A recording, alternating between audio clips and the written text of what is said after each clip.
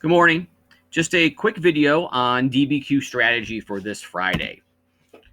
Ultimately, our goal is to pass the test. And as we should know by now, there are 10 points on this year's rubric and this year only. If you have not done so, or if you looked at it a couple of weeks ago, look at the rubric before test day. Just become familiar with what we are looking for. And don't have it out during the test. It's just value up too much time, but we want to make sure we have an understanding of where this is going. So if say you get 5 points, if you earn 5 out of the 10 points, I think you actually have a fighting chance on passing with a 3. It might not be a passing score, but it might be. Getting a 6 out of 10 is almost guaranteed that you are going to get a 3. And depending on the national testing, maybe even 4 out of 5. But to play on the safe side and have a really reasonable goal, I think we're shooting for 7. We're going to shoot for 7 out of the 10 points, which should get you 4 out of 5.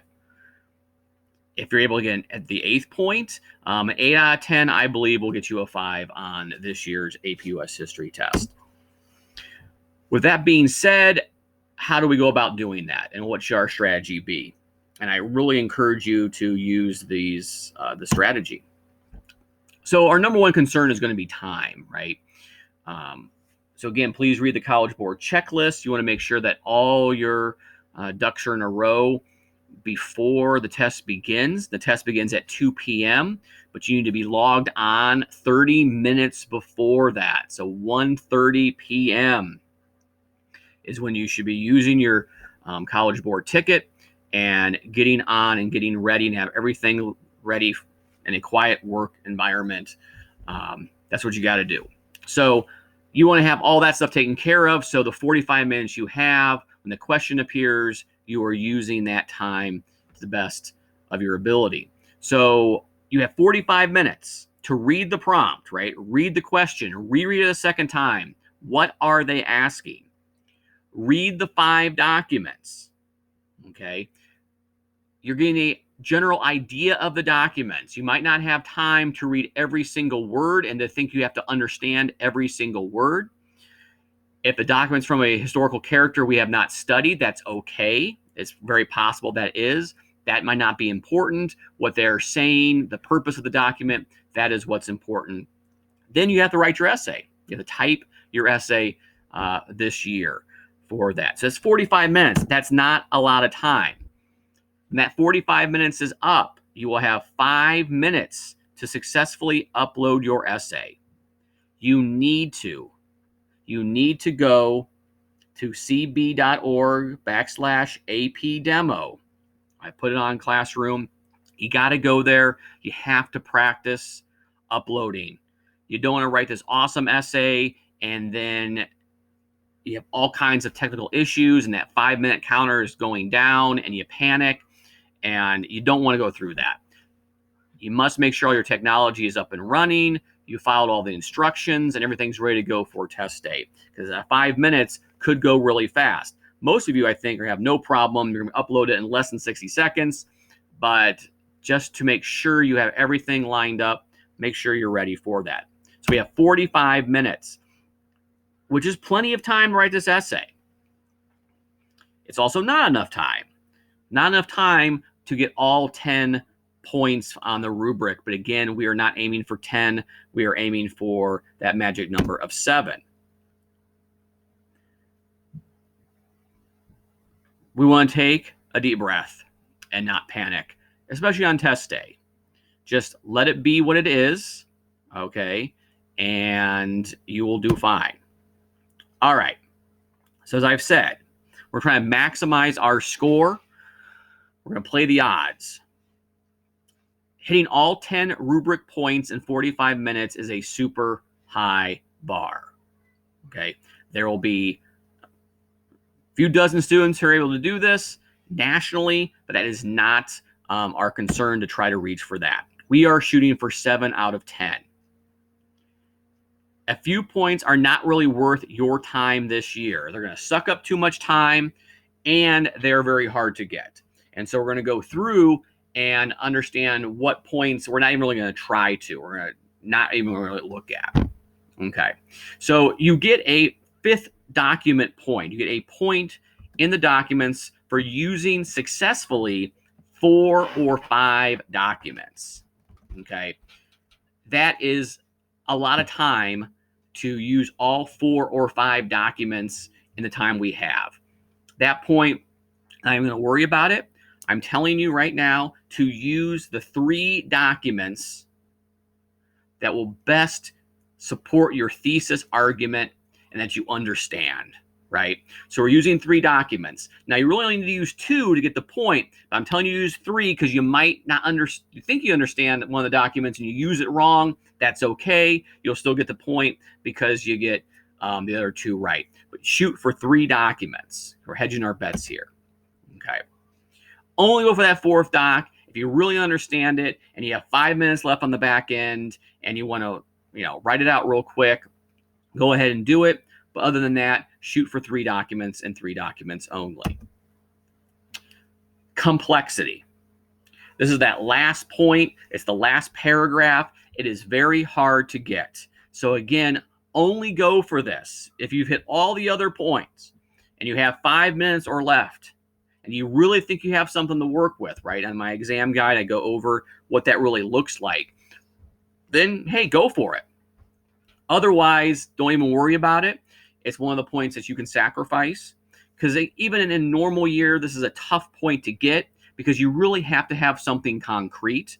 It can't be 1 or 2 sentences. It can't be a phrase. It can't be vague. It actually has to be a self-contained mini paragraph, 3, 4, 5 sentences with a clear idea of how it reworks the question and modifies the question back to your thesis. So I would say don't even worry about the complexity unless the essay question is one you really, really know and you have a whole argument laid out that you can use right out in 5 minutes. Then go ahead and do it. Otherwise, just ignore complexity altogether.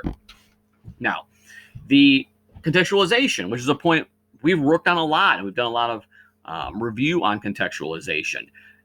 This is a point I think we can get, and I think we can go with because you start with it. The danger of this point, or going for this point, and then there are some AP teachers out there on YouTube who are saying, don't even worry about contextualization this year. I'm not quite going that far.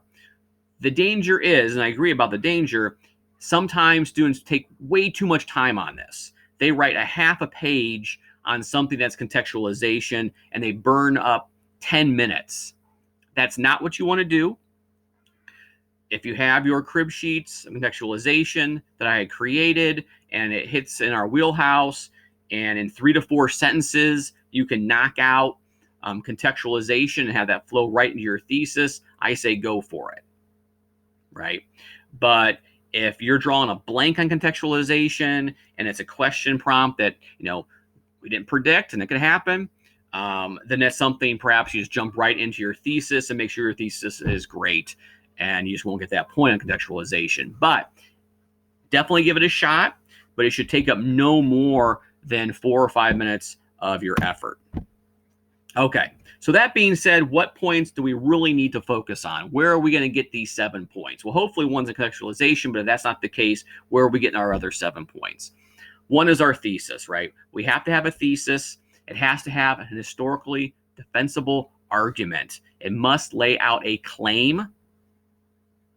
It cannot simply repeat and reorder what the question prompt was. It has to be something that you are laying out and arguing. And again, look at my essay guide for further information on that.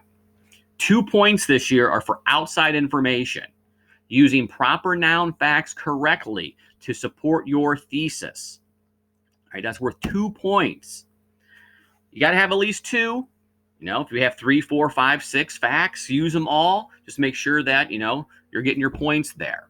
Go with as many as you can to be on the safe side. Now, this is important, right? Especially if you only have 2 or 3 facts in there. You can't double dip.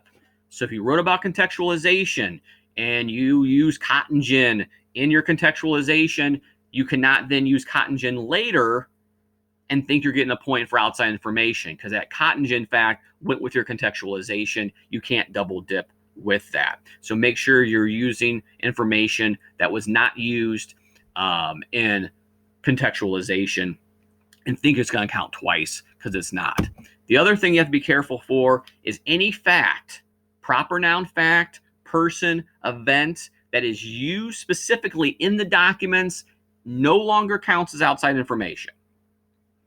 So you can't use a direct fact that's inside a document. That's not going to count towards your outside information. It has to be two pieces of relevant historical evidence that's not in the documents. But if you can do that, you can get your points. Now, you can use this information outside of a separate paragraph within a document conversation, right? So if it was a document talking about James K. Polk and Manifest Destiny, okay, and nowhere in there do they mention California, and you talk about in that document explanation how Polk wanted California, ports to Asia, etc., that would count as outside information. It would count. But if in the document it talks about Polk wanting California, California no longer is an outside piece of information. All right, so that right there, thesis, two pieces of outside information, you're already at 3. You're almost halfway home. Then you got to use your documents, right? You have to use 2 documents. Describe 2 documents and describe how they support your thesis. Document 1, document 2, that's 2 points right there. Okay, so all of a sudden, just describing those documents and relating them back to your thesis. With the thesis, 2 pieces of outside information, you're already at 5 out of 10 points, right? That's a good place. Then you got to source 2 of those documents, right? You got to talk about how things like the purpose of the document, the historical significance of the document, point of view, or the audience, how that is relevant, and arguing back with your thesis. So again, look at my essay guide, and it's all more in detailed in there. Okay. So have that AP essay guide that I created out. You can have that out. If you have capability to print, I would have that printed out just to look at. Definitely read through it and become familiar with it before the test. That will save you lots of time as well. So again, we want to shoot for the thesis point, 2 outside sources, and using 2 documents at least, but we're shooting for 3 just to hedge our bets. If you can use those, describe them, argue with them, and pull out the purpose of the doc, historical significance of the doc, etc., that's going to get you in a really good place. And if you add contextualization onto that, getting a 4 on this is very, very possible. Okay. So good luck and happy studying.